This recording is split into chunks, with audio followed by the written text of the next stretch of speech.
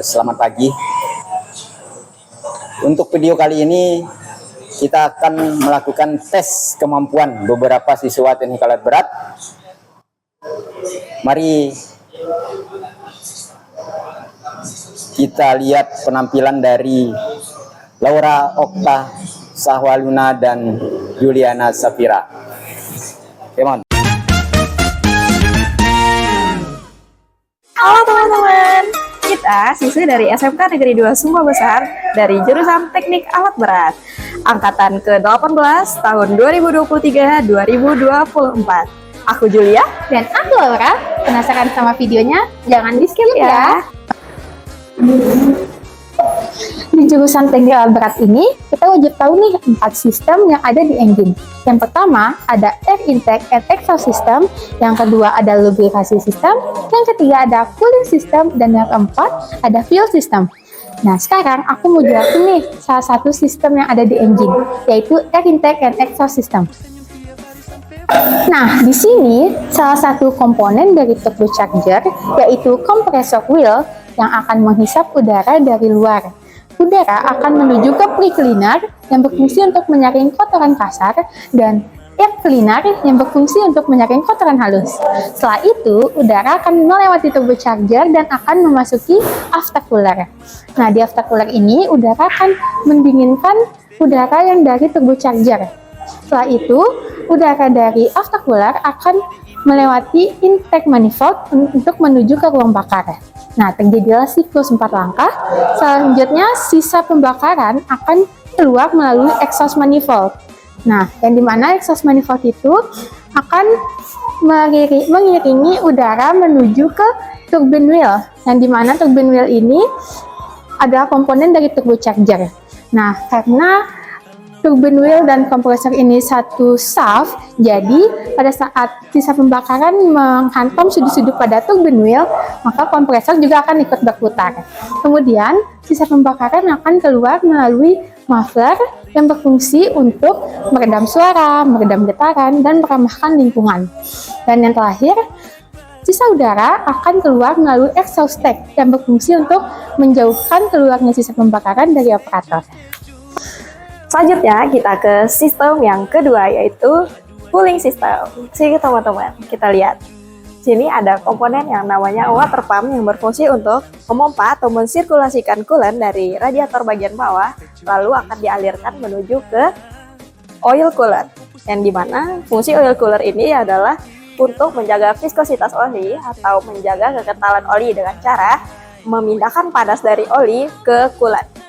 Selanjutnya, coolant akan menuju ke dinding-dinding bagian dalam engine block dan cylinder head yang fungsinya untuk mendinginkan engine block dan cylinder head. Selanjutnya, coolant akan menuju ke thermostat yang fungsinya adalah untuk menjaga suhu kerja engine.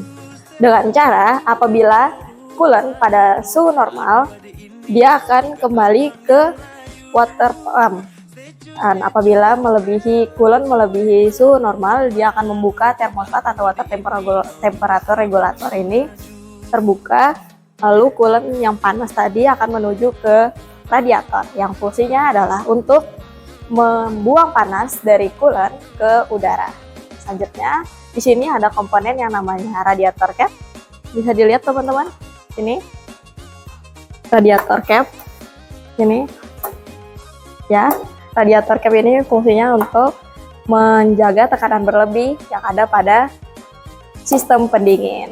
Selanjutnya yang terakhir di sini ada hose dan pipa-pipa penghubung yang fungsinya adalah sebagai jalur persirkulasian cooling system.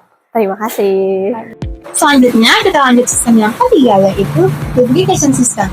Nah, di sistem ini ada yang namanya oil pump. Oil pump akan menghisap oli dari oil pan, dan dimana oil pan ini berfungsi untuk mengundangkan kotoran sebagai penampungan oli dan juga mendinginkan oli.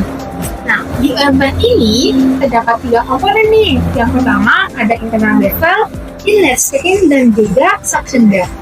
Internal bevel menjaga agar oli tidak terjadi paduk. Yang kedua, inlet stream berfungsi untuk menyaring kotoran kasar pada oli. Dan yang ketiga, suction gel sebagai jalur besar oli. Nah, selanjutnya, oli akan menuju ke oil pump. Jika olinya bertekanan, oli tersebut akan membuka oil pressure ke pump. Nah, kemudian oli akan menuju ke oil cooler. Nah, di mana oil cooler ini berfungsi untuk menjaga kekendalan oli. Jika olinya itu masih dingin, oli akan membuka oil cooler bypass pump dan akan melewati oil cooler bypass pump. Kemudian, oli akan tinggi ke hand filter. Hand filter ini berfungsi untuk menyaring kotoran halus pada oli. Kemudian, jika olinya masih dingin, oli tersebut akan membuka oil filter bypass valve dan akan melewati oil filter bypass valve. Kemudian, oli akan memasuki oil galeri yang ada dalam cylinder block. Di mana oil galeri ini berfungsi untuk mensirkulasikan oli ke semua sistem yang membutuhkan pelumasan.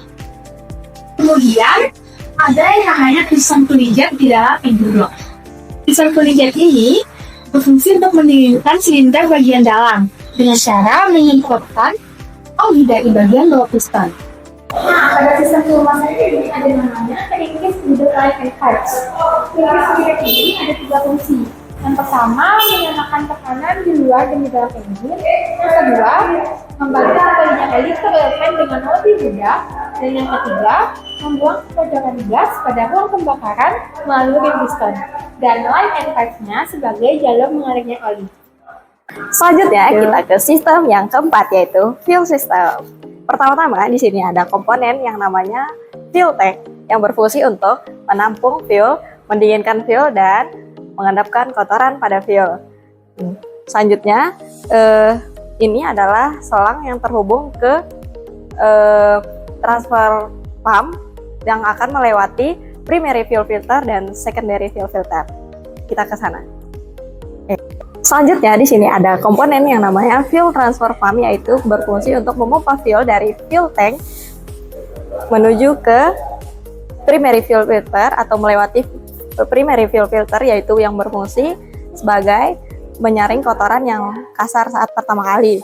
Dan di sini kita bisa lihat ya teman-teman, di sini di atas primary fuel filter terdapat hand priming pump yang fungsinya untuk membuang sisa udara pada sistem dan membantu pengisian final fuel filter melalui low pressure fuel line, yang dimana secondary fuel filter ini ya atau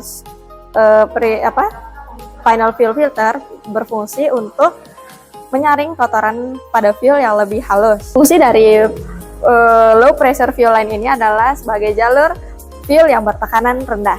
Selanjutnya fuel akan menuju ke governor yang berfungsi untuk mengatur kecepatan engine, di mana di dalam governor ini terdapat 3 komponen juga, yaitu ada timing advance mechanism yang berfungsi untuk mengatur kapan waktu fuel akan disemprotkan ke dalam ruang bakar. Dan yang kedua ada di sini, di dalam sini. Di sini ada namanya fuel ratio control yang berfungsi untuk mengatur jumlah fuel yang akan disemprotkan ke dalam ruang bakar. Dan yang terakhir ada injection pump. Di sini tempatnya sekitar sini. Injection pump ini berfungsi untuk menginjeksikan fuel ke nozzle melalui high pressure fuel line yang berfungsi sebagai jalur fuel yang bertekanan tinggi. Selanjutnya akan masuk ke nozzle untuk disemprotkan ke dalam ruang bakar. Dan yang terakhir teman-teman, di sini ada fuel return line. Fuel return line. Ini dia fuel return line di sini. Ini berfungsi sebagai jalur kembalinya fuel kembali ke fuel tank. Terima kasih. Semoga video tadi bermanfaat ya teman-teman. Sampai jumpa di video selanjutnya. Oke, dadah. Demikian penampilan beberapa siswa kita. Mudah-mudahan bermanfaat. Jika ada komen ataupun siswa yang ingin perform, boleh komen di bawah. Kemudian subscribe di sini, like di sebelah sini. Sekian, Assalamualaikum warahmatullahi wabarakatuh.